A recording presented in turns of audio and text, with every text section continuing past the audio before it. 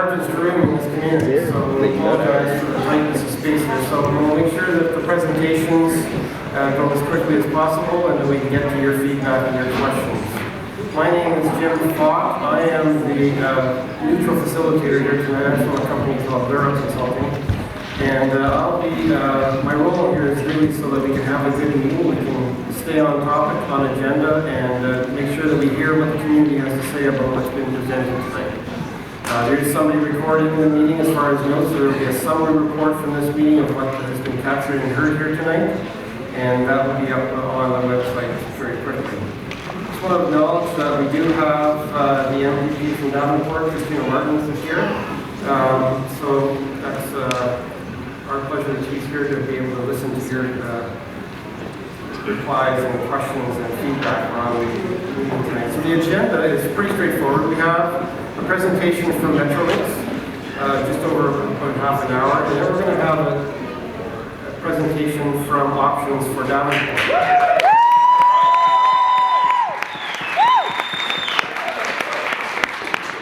So I take it by that applause, there's unanimous approval that you're going to hear from Options for Davenport. Right. So, a couple of meeting ground rules. Let's have a civil discussion if we can. I certainly will hope that we can. This is Canada after all. The meeting summary is going to be prepared, and we hope that we can show decorum and respect for each other's opinion. I want to make sure that we create a safe space here so we can all have opinions heard about what's being presented. I've asked that you hold your questions until after the presentation, so there's going to be 3 presenters from Metrolinx and 2 presenters from Options. And then right after that, we'll get to your questions and feedback. We'll have a microphone, and I'll give you some more ground rules about how we'll do the question period. Once again, I apologize for the tightness of space here, so we'll move as quickly as we can so you don't have to be standing longer than possible. So from Metrolinx, we have Erin Morales. She's going to do the introductory slides.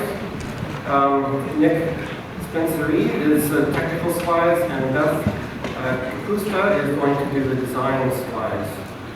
From Options, we have Laura Zedlin and Sam Barbieri is going to do the presentation from the Options for Davenport. So let's turn it right over to the folks from Metrolinx and we get started with the presentation. So Erin. All right.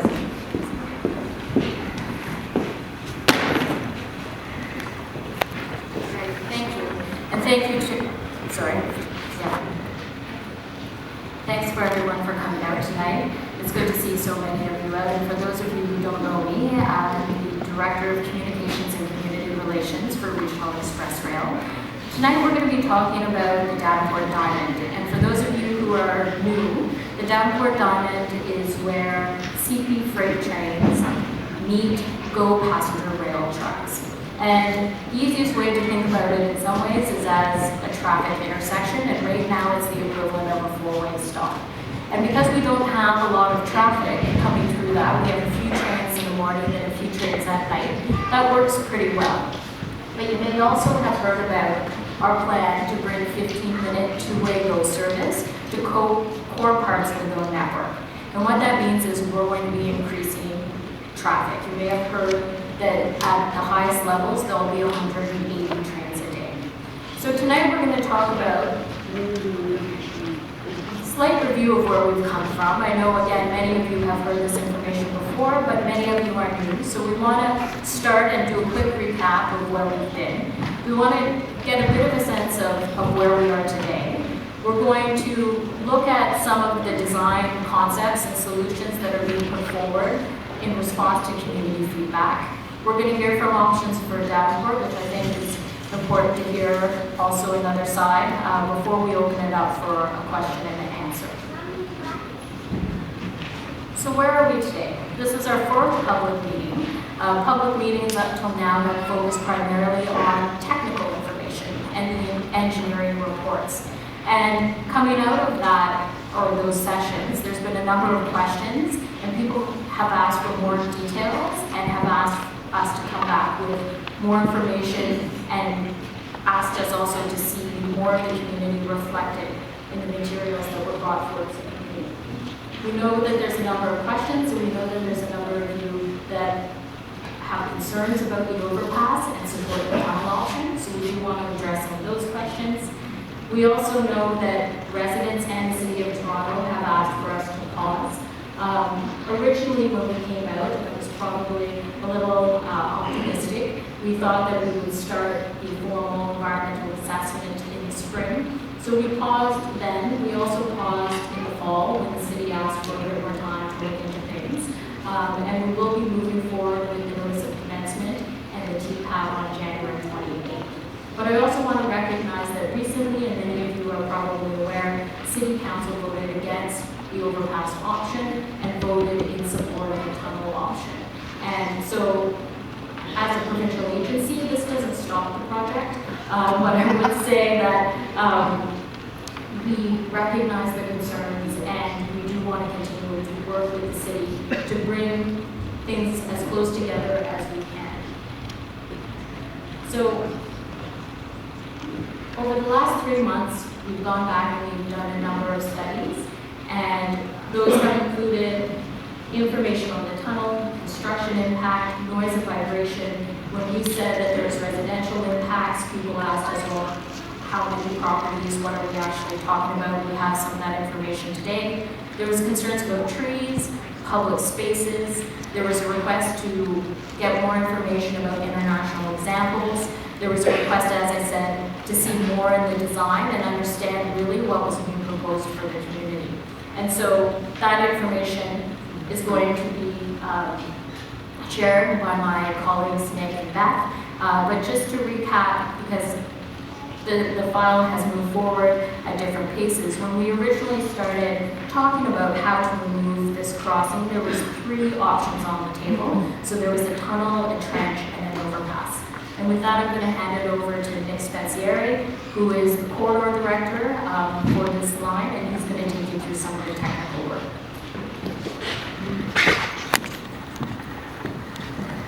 Thank you, Erin. Good evening, everyone. Screw it up already. There we go. So what you have before you here are the 3 options, as Erin mentioned, that we looked at. Option 1 is the overpass, and option 2 is the trench down the chart, and option 3 is the tunnel. What's interesting about this side view, or the profile as it is the indication of the slope of the land that we're dealing with in this area, in the area where the project is. And with the slope rising from south to north, it plays havoc on the options 2 and 3, because once you're digging down into the earth, you have to try to catch up to the grade as you go up, which is why some of the issues come up with the trench and tunnel. So with the overpass, we climb at 2%, up to over the corridor, up to over the CP corridor, and then we come down at 2%. And because we're coming down and the grade's coming up, we contain the length of the project to about 1.4 kilometers. And we are able to grade separate Wallace so that you're having a better east-west connection. On the trench, you're diving down at 2% to get under the CP corridor. And again, you're down to well below at about 7.5 meters, and you're coming back up at 2%. And it elongates the length of the project by about 100 meters to about 1.5 kilometers. And it affects the Davenport Road, where it has to be elevated in order for this to work. And you can see the red dots down below are all the impacts to the different roads. I'm going to keep this high level, everyone, because I don't want to be reading charts, because I'm sure there's going to be tons of questions for us afterwards, but I want to take you through the high level stuff. The tunnel, of course, in order to get down below and have the proper cover, we have to start way further south and end up way further north. And what that does is it makes it about a 4-kilometer project in order for us to put the tunnel in place so it's well below all the utilities and the different bridge structures that are in between. So that transfers some of the impacts to the north, and it affects a lot more people.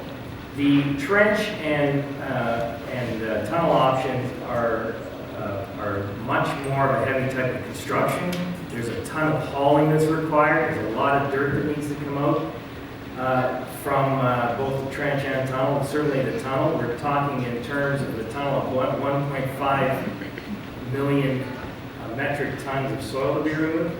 So you can see that there are dramatic impacts, again, because of the slope of the property. And, you know, underground utilities have to be removed. It just goes on and on. The construction becomes a lot more intensive.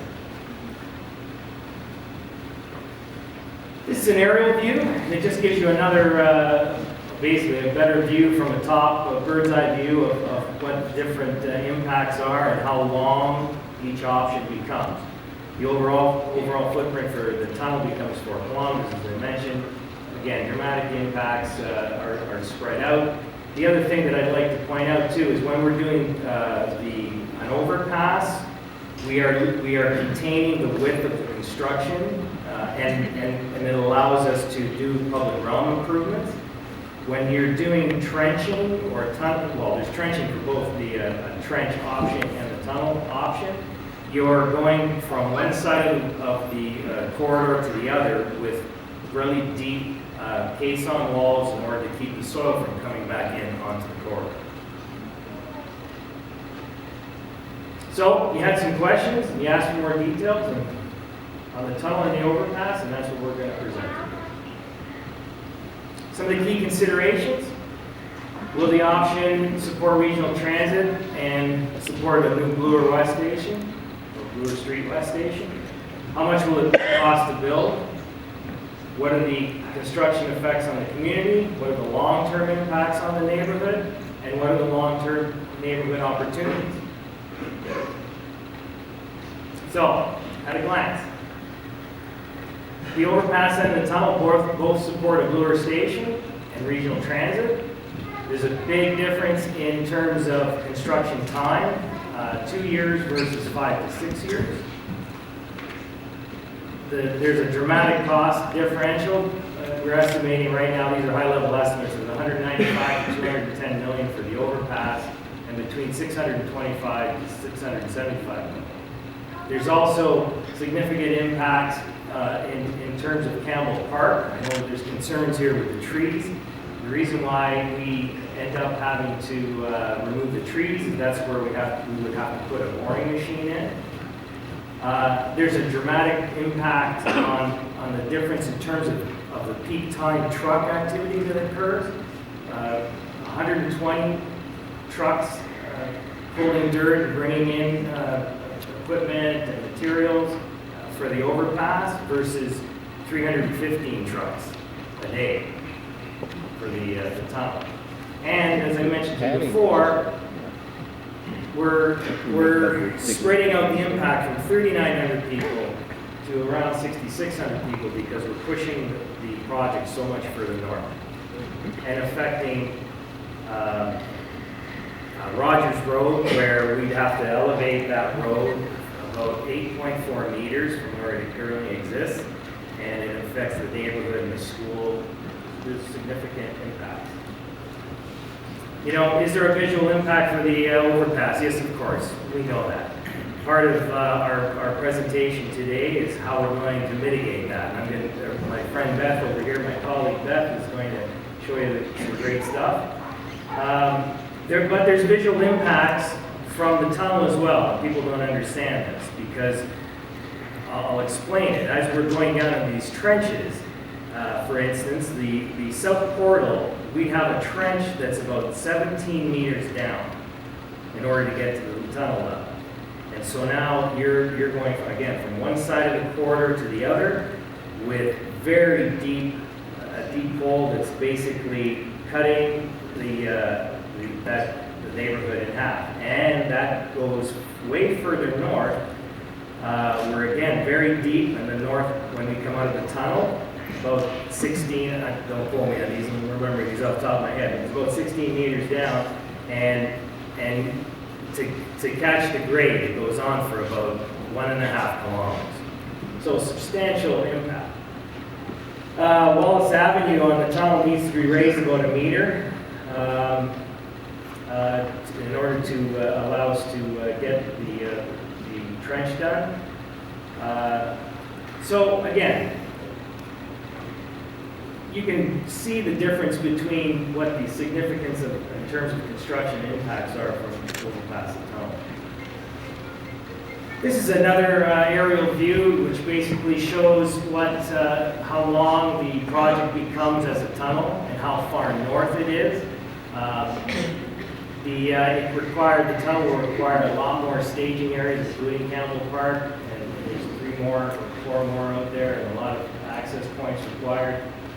What we've done in terms of the overpass, and you'll see more of this, is we've reduced the actual structure, and the green elements that you see there on the right are berms, landscape berms that are quite nice, that don't have the issues that some people are concerned about.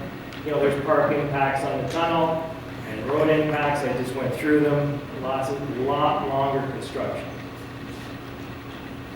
So after doing all this work, we continue to believe that the best option is the overpass. And we agreed that in order to make this a successful project, that we needed to make it an improved, lighter, and greener structure. So, I will ask Beth DeCusta, Senior Manager of Metrolinx Design Group Excellence, to come and present. Thanks, Nick. So what I want to emphasize tonight is that we've done a lot of design work on this option because this is really the beginning of the conversation about the overpass. But it's still very much a process in evolution, and we really want to hear your feedback on the design tonight and going forward.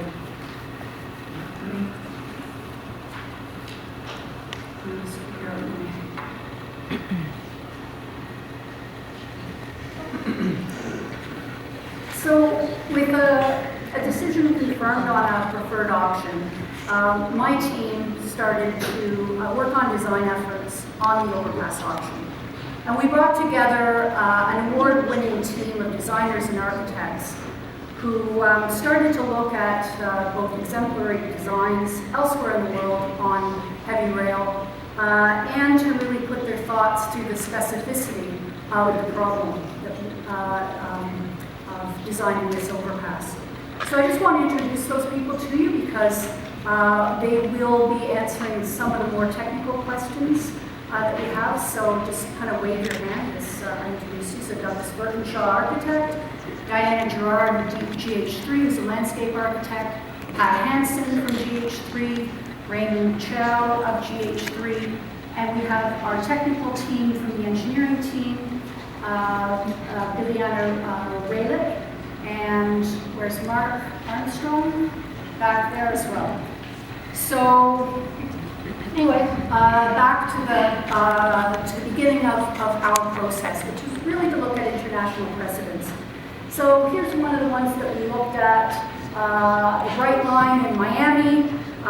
It's a 235-kilometer heavy rail project that, as you can see in the more urbanized areas, really used design to kind of improve the aesthetics and the quality of the urban roam. We found similar projects happening in places like the metro extension in Paris and The Hague, to name a couple of the more recent projects. So where we started was to use some of the insights that, and some of the feedback from community that we were hearing loud and clear. We heard that the community wanted this project to be an asset, not an eyesore. And so we focused on a number of key challenges. The first thing was to shorten the extent of the elevated portion, which we did. We shortened it from about 800